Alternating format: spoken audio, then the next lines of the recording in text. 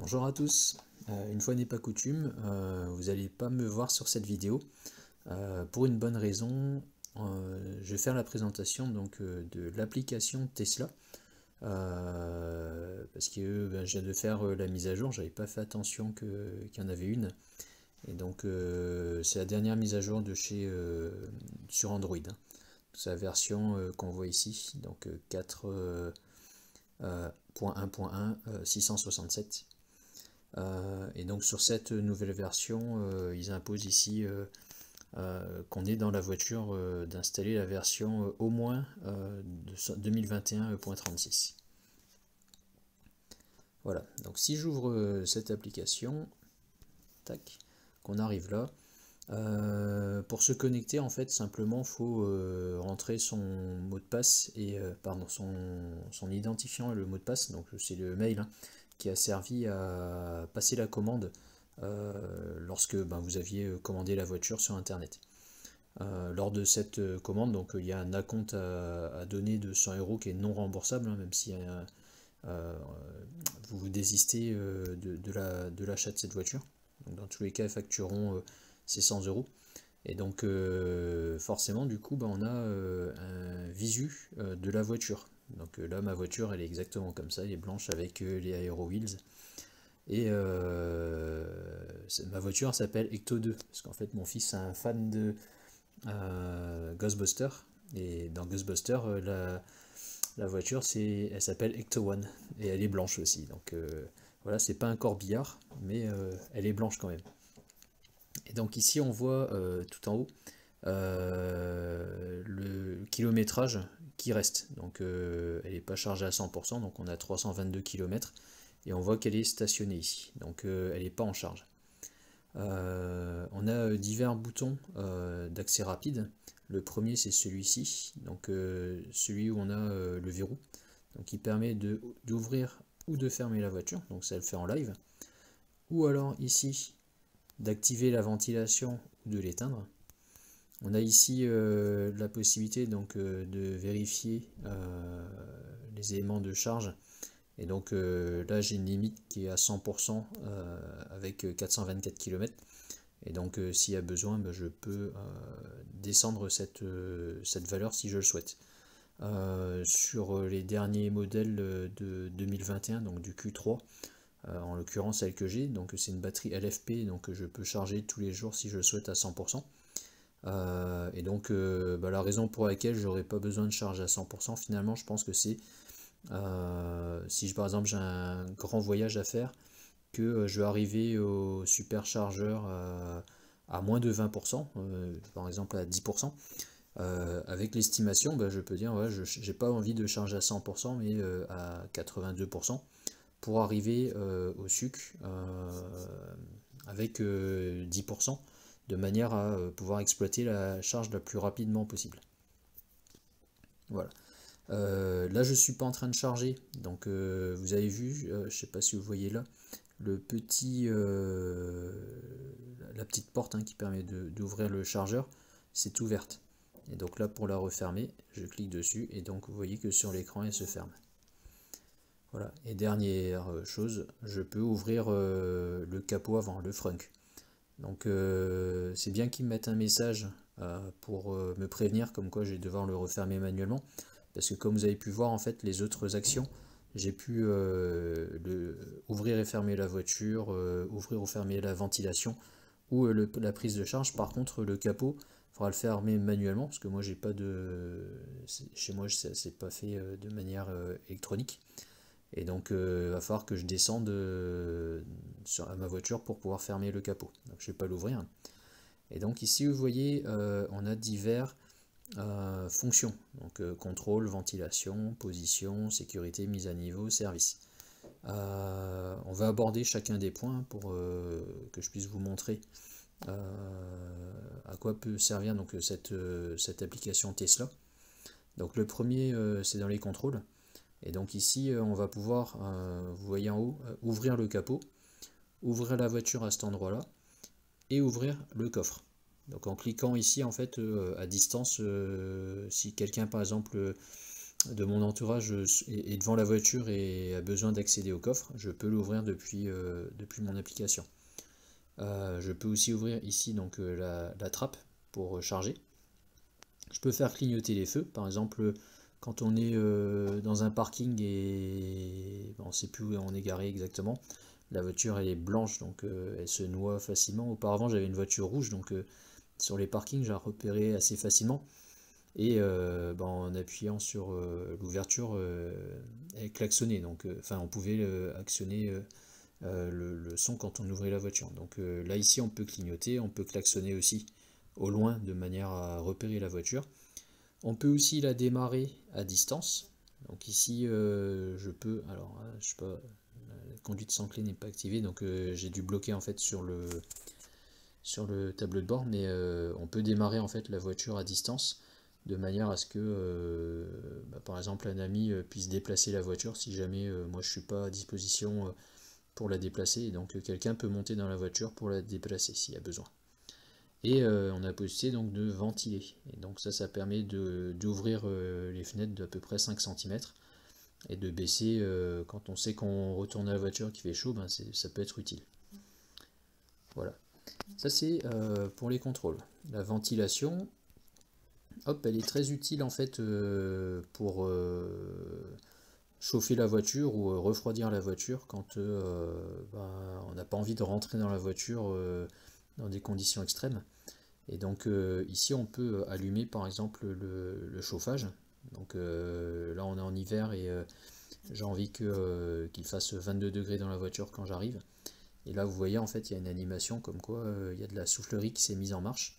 Je peux faire de même donc, pour baisser la température. Et l'autre jour, avec les rayons de soleil qu'il y avait, il faisait 35 degrés. Et donc je voulais que la voiture fasse 21 degrés. La clim s'était mise en marche. Et ça refroidit assez rapidement. En 5 minutes, on était à bonne température. On a toujours la fonction ventilée qui se trouve sur la droite. Et ici, on a une nouvelle fonction qui est dégivrer le véhicule. Donc en hiver, quand on va voir de la neige ou du verglas, du givre sur les fenêtres, on va pouvoir allumer en fait le dégivrage, et donc il va faire chauffer les vitres avant-arrière et les rétroviseurs. Les rétroviseurs en fait se mettent de manière automatique et le chauffage y met au maximum. Voilà, donc là je coupe tout ça pour éviter de consommer toute ma batterie, et je vais stopper la ventilation. Donc là il faut bien faire attention, vous voyez, parce que par défaut en fait on voit pas le dégivrage, il est caché. Donc il faut savoir le tirer. Ensuite on a la position du véhicule. Donc ici on voit exactement où je suis situé. Et c'est bien et c'est pas bien, je dirais. Alors c'est bien, par exemple, j'arrive dans une ville, je peux retrouver facilement ma voiture là pour savoir où je suis garé. Avant, je faisais un petit screenshot sur Google Maps pour me rappeler en fait de la rue où je m'étais garé. Donc ça c'est très utile. Le côté pas toujours sympa, ou ça peut être amusant, c'est que n'importe qui peut vous tracer. Alors moi par exemple, ma femme a aussi l'application. Je vais lui faire une petite surprise, je vais aller acheter un petit truc. Forcément si elle va sur l'application, elle saura où je suis. Donc c'est bien, c'est pas bien, je vous laisse noter en commentaire. Moi ça me gêne pas parce que je lui cache pas forcément où je vais. Mais sachez que n'importe qui peut vous traquer. Et donc ça forcément, ça peut être aussi déconnectable depuis la voiture. Mais du coup c'est déconnectable, ça va se déconnecter sur tous les téléphones qui ont l'application d'installer. Voilà. Ensuite on a dans la sécurité donc trois fonctions. La possibilité d'activer le mode sentinelle. Et donc le mode sentinelle, c'est un système de sécurité qui est basé sur toutes les caméras autour de la voiture. Et donc ça permet de filmer la voiture sans, quand une présence se fait aux alentours de la voiture. Et donc va se mettre à filmer en fait dès que quelqu'un s'approche de la voiture. Et donc au niveau de la voiture, il va y avoir un message sur l'écran de la tablette, et la voiture va se mettre à clignoter. Voilà, donc ça c'est le mode sentinelle. Donc on peut l'activer à distance, attention quand même, parce que ça consomme de la batterie. Si on laisse allumer toute la journée, ça peut consommer 7-8% de batterie, et donc c'est pas forcément négligeable, hein. Si vous laissez la voiture quelques jours dehors, ben, vous savez que quand vous reviendrez, vous aurez moins de batterie. Voilà, donc je coupe le mode sentinelle. On a le mode voiturier, quand on a besoin de laisser la voiture à quelqu'un. Et donc ici, on peut lui laisser la voiture et limiter en fait l'accès au véhicule. Donc il ne pourra pas ouvrir la boîte à gants, il ne pourra pas conduire au-delà de, je sais pas moi, 30 km/h par exemple, et ainsi de suite. Et le dernier mode, je trouve que c'est intéressant, c'est le mode le limiteur de vitesse. Et donc ça permet, je sais pas, par exemple, alors mon fils il a que 8 ans, il peut pas conduire, mais le jour où il aura ses 18 ans, si je lui prête la voiture et je veux pas qu'il aille faire le fou, je peux mettre une limite à 110 km/h par exemple. Donc ça je trouve que c'est pas mal aussi, ça évite, même si on peut déjà bien s'amuser, hein, faire des 0 à 100, etc., ça évitera qu'ils se mettent à rouler à 200 km/h. Et ensuite, donc, on a les mises à niveau. Donc, les mises à niveau, on a deux types de mises à niveau, une mise à niveau logiciel. Et donc ici, alors moi j'ai un modèle 3 SR+, et donc les sièges arrière chauffants, je les ai pas par défaut sur la voiture, par contre ils sont existants. Et donc je vais pouvoir acheter pour 300 €, donc, et donc ça va permettre d'activer les sièges chauffants à l'arrière. Donc ça c'est aussi pas mal je trouve, parce que avec l'évolution de la famille, peut-être qu'un jour je le prendrai. Aujourd'hui mon fils est sur son siège enfant, et du coup j'en ai pas du tout l'utilité, mais pourquoi pas. Ensuite on a l'autopilote amélioré et le FSD. Donc ça on pourra l'acheter par la suite. Et ici donc c'est la connexion premium. Donc moi j'ai juste un mois gratuit, et donc quand ce mois gratuit sera terminé, je pourrai venir activer la connexion premium à cet endroit-là. Ensuite les accessoires, donc ça c'est nouveau aussi. On a la possibilité donc d'acheter les accessoires de la Tesla directement depuis l'application. Et donc on a des tapis de sol en caoutchouc. Ici si je veux acheter, je sais pas moi, des enjoliveurs aéro, des centres de roues, etc., je peux les acheter également ici.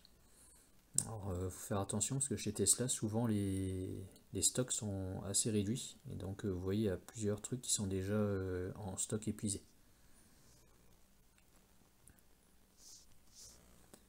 Voilà, hop.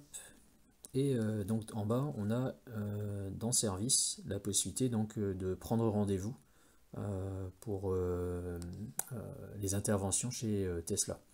Donc vous voyez que moi j'ai déjà un rendez-vous qui est programmé. Et le problème en fait c'est que, enfin le problème, j'ai trouvé, il y a deux choses surprenantes en fait. Moi je pensais que on pouvait prendre rendez-vous avec un ranger, et donc rentrer l'adresse qu'on souhaitait, et puis que le ranger lui viendrait à la maison ou au travail pour faire l'intervention sur la voiture. Et en fait, c'est pas le cas. C'est-à-dire que moi, quand j'ai voulu prendre mon rendez-vous, on m'a proposé plusieurs centres de service. Donc là, à l'Équin, mais il y avait aussi ceux en Belgique. Il y en avait deux en Belgique. Et donc ça me faisait loin. Moi, je voulais pas forcément aller en Belgique, et j'aurais souhaité en fait que le ranger vienne chez moi. Et ça, c'est pas une option en fait qui est possible. On peut pas choisir. Et donc moi, quand j'ai acheté la voiture, on m'avait dit l'inverse. Ça, je suis un petit peu gêné. Et heureusement que j'habite pas très loin de l'Équin, je suis à 15 km. Mais j'imagine les personnes qui habitent à 100 km d'un centre service, c'est pas génial en fait de devoir faire 100 km alors que la voiture a été vendue comme quoi les interventions se faisaient avec des rangers à travers toute la France. Deuxième chose qui m'a surpris, c'est qu'il y a un devis de 66 € que j'ai dû accepter. Alors vous avez vu hein, ici c'est cliqueté et grincement. Sur ma voiture en fait au niveau de la pédale, quand je relève le pied, en fait, au moment où il y a une sorte de frein, il y a le logo H en fait qui s'affiche au niveau de l'écran, et il y a le frein en fait qui vient s'enclencher. Et en fait, il y a un petit claquement comme ça, un petit clac qu'on entend en fait à chaque fois que la voiture s'arrête. Donc moi je vais faire passer ça sous garantie. Et donc la personne que j'ai eu au téléphone m'a confirmé que je devais valider un devis à 66 euros pour cette intervention, même si c'est pris sous garantie. Voilà, donc ça je trouve ça un petit peu surprenant, mais bon, j'ai pas le choix, donc je l'ai accepté. Voilà. Donc là on a abordé donc tous les points sur lesquels l'application peut servir. Vous voyez en bas que j'ai fait donc 878 km, que j'ai mon VIN et ma version.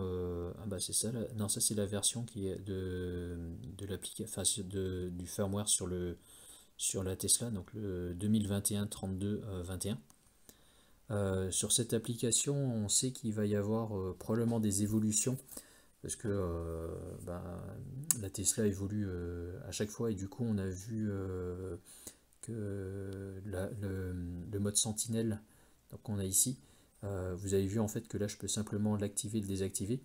Par la suite, a priori, on aurait peut-être une fonction, il y a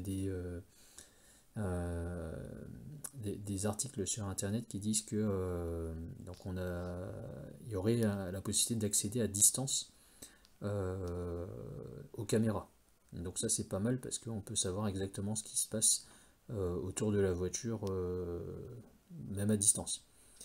Moi quand j'avais récupéré en fait la voiture, j'étais persuadé en fait que quand il y avait une notification en mode sentinelle au niveau de la voiture, que j'allais être prévenu directement sur mon téléphone, mais en fait c'est pas le cas. Ça j'étais un petit peu déçu.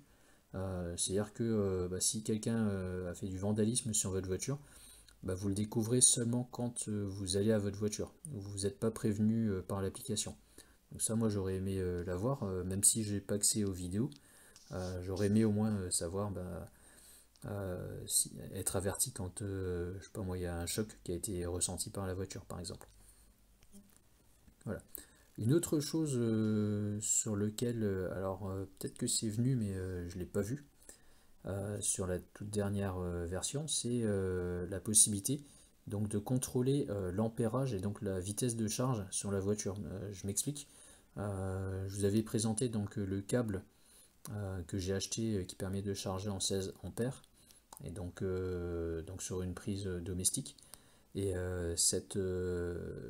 depuis l'application auparavant, et je ne l'ai pas encore testé sur celle-ci, mais j'ai pas la possibilité en fait de modifier depuis l'application l'ampérage. Donc je suis obligé de rester quand je suis paramétré à 16, bah, de rester à 16. Et je peux pas baisser à 10 par exemple. Je suis obligé d'aller dans la voiture pour baisser à 10. Donc ça je trouve ça un petit peu dommage. Je vous dirai hein, si c'est activé ou pas, parce que pour moi c'est pas activé. Mais ça me permettrait en fait d'aller plus dans le détail en fait si je le souhaitais. Et donc si j'avais oublié par exemple de baisser ou d'augmenter l'ampérage, de le faire à distance. Voilà, hop, j'ai refermé ça. Et donc voilà pour cette application. Elle n'est pas encore totalement complète, hein. Je pense on pourrait faire encore beaucoup de choses. C'est pas noté ici, mais par exemple on a le téléphone sert de clé pour ouvrir la voiture. Et donc à chaque fois qu'on s'approche de la voiture avec le Bluetooth, on va pouvoir déverrouiller la voiture. Donc à partir du moment où la voiture ressent le téléphone, en pressant sur une des poignées pour ouvrir la porte, la voiture s'ouvre, y compris le coffre. Donc ça moi je trouve que c'est plutôt pas mal foutu, j'ai pas eu trop de soucis. Et pour ceux qui hésiteraient, parce que moi je suis garé vraiment devant chez moi, donc en faisant allez quoi 4-5 mètres, je rentre chez moi. Et si je laisse mon téléphone en fait proche de la fenêtre et que je vais ouvrir la voiture, ça ne s'ouvre pas. Donc la voiture ne détectera pas le Bluetooth si je suis à 4-5 mètres. Il faut vraiment être au niveau des poignées pour pouvoir déverrouiller la voiture. Donc ça c'était plutôt rassurant, moi j'avais un petit peu peur par rapport à ça. Après, je sais pas s'il y a des répétiteurs de Bluetooth qui existent sur le marché qui permettraient donc à des personnes mal intentionnées donc de capter le Bluetooth sur mon téléphone et de restituer le signal au niveau de la voiture. Et auquel cas, ça serait un petit peu gênant parce que possiblement, ils pourraient ouvrir ma voiture. En tout cas, c'est jusqu'à présent, j'ai pas eu le cas et j'espère que je vais pas donné de mauvaises idées à des personnes. Voilà. Je pense avoir fait le tour donc sur cette application. Je sais que l'application iPhone vient d'avoir une nouveauté. Ils ont des widgets. Donc les widgets, en fait, qu'est-ce que c'est? C'est la possibilité, en fait, directement depuis ces écrans-là, d'avoir un petit peu comme ce qu'on a ici là, le temps et l'heure. Et donc en fait, il y a un widget spécifique pour le Tesla. Moi, j'en ai pas forcément besoin parce que, comme vous voyez ici, j'ai déjà en fait dans mes notifications la possibilité ici de déverrouiller la voiture, d'ouvrir le coffre, etc. Alors, je vais pas faire ça. Tac, je retourne là. Et donc ici, je peux accéder directement à mon application. Donc je trouve que c'est plutôt pas mal fait. Et, le point noir que j'aurais à citer par rapport à cette application, c'est clairement ça consomme de la batterie par rapport à ce que j'avais avant quand j'avais pas l'application Tesla. Ma batterie durait quand même plus longtemps. Je dirais que elle a duré 20%, enfin ça prend 20% de la batterie parce qu'elle tourne tout le temps en arrière-plan en fait. Donc ça consomme quand même. On peut peut-être le voir ici si je vais dans batterie et performance. Hop. Et ici, donc on va voir. Finalement, ça n'a pas l'air tant que ça. Donc ici, on voit que. Hop, je regarde. Donc ça fait 4 heures en fait que j'ai rechargé mon téléphone. Et sur les 4 dernières heures, l'application Tesla a consommé donc 4%. Bon, finalement, c'est pas tant que ça. Je m'attendais à plus. Donc, bon, tant mieux. En tout cas, là, vous voyez que ça consomme pas tant que ça. Mais moi, par rapport à mon ressenti, je trouvais que quand même mon téléphone consommait plus.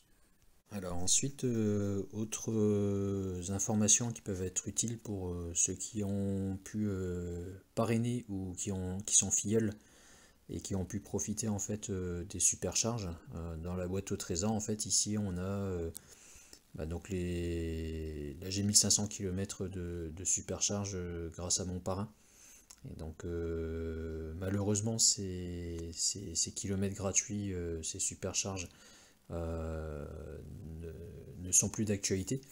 On sait que chez Tesla ils réfléchissent probablement à d'autres manières de récompenser les parrains et les filleuls quand on a un achat d'une voiture par un système de points peut-être, mais bon, rien n'est confirmé, donc on attend et on croise les doigts. En tout cas, la fonction parrainage ici est toujours existante, mais il y a plus de cadeaux en fait qui sont faits. Donc ça, ici on a une boîte de réception, compte, on a le Tesla Shop, ici si vraiment vous voulez acheter, tiens j'ai une erreur sur le serveur, ça a marché tout à l'heure. Donc si on veut acheter des habits, des mugs, etc., on peut passer par le Tesla Shop. Et avant de terminer, moi j'avais deux demandes en fait par rapport à cette appli. Si jamais Elon Musk me regarde et comprend le français. Le premier en fait, ça serait d'avoir le widget qui existe déjà sur l'iPhone. Donc je pense que ça va venir sur Android.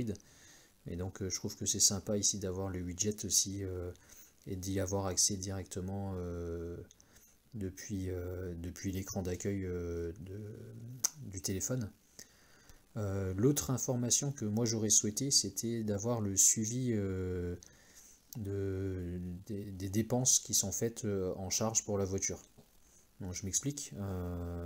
Là on charge à chaque fois la voiture. En fait, je ne sais pas combien j'ai dépensé à la fin du mois, par exemple, à la maison. Et j'aurais aimé avoir une idée du kilowattheure que j'ai utilisé pour charger la voiture. Alors moi je suis un cas un peu particulier parce que j'ai la possibilité ici de regarder directement sur Enedis mes kilowattheures consommés. Alors moi j'ai la chance de ne pas avoir à charger à la maison, mais si je devais charger à la maison, j'aimerais pouvoir avoir un suivi comme ici avec mes charges de la Tesla. Donc on voit ici en moyenne je suis à entre 5 et 6 kWh par jour. C'est faible hein, parce que j'ai pas de voiture simplement. Et donc en attendant que cette fonction arrive sur l'application Tesla, on pourrait imaginer le voir ici directement, avec ici par exemple une charge qui aurait été faite de minuit à 7 heures du matin, on aurait pu voir ici ce que ça aurait consommé en kilowatts. Voilà. Et donc là, je peux pas le voir. Mais ça permet ici de voir les consommations. Et donc par exemple sur un mois, vous voyez que là je suis à même pas 200 kWh sur un mois. Ça donne un ordre d'idée par rapport à ce que je consomme avec la voiture, hein, parce que une voiture, si on fait une charge complète, c'est une batterie de 57 à peu près, ouais, 55,1 kWh que j'ai sur la mienne. Donc si je devais partir de 0 et charger jusqu'à 100%, en 4 charges, j'aurais consommé ce que je fais aujourd'hui sur un mois en consommation d'électricité pour la maison. Voilà. Pour ceux qui veulent quand même avoir l'information, j'ai une application ici qui s'appelle EEVE. Et donc cette application permet quand même de faire un suivi. Et donc ici je vois à chaque fois que j'ai été charger la voiture, combien j'ai chargé. Donc le nombre de kilowattheures qui ont été chargés pendant de quelle heure à quelle heure et à quel endroit. Donc ça permet d'avoir un suivi. Mais je trouve que c'est un peu dommage que Tesla ne l'intègre pas sur l'application, parce que du coup là je suis obligé d'avoir une application tierce, donc qui va consommer aussi plus de batterie et qui va aller récupérer des infos en plus encore des infos qui sont partagées chez un tiers. Et donc si je pouvais éviter ça, j'aurais bien aimé l'éviter. Voilà. Donc peut-être que cette application, je la désinstallerai un jour si ça venait à venir sur l'appli Tesla. Voilà, j'ai fait donc le tour de mes doléances hein, pour les améliorations à venir sur l'application. Et donc j'espère qu'un jour je serai entendu pour avoir une application qui soit encore plus complète. Voilà. Je vous souhaite une bonne journée, une bonne soirée à tout le monde et donc une prochaine vidéo. Au revoir.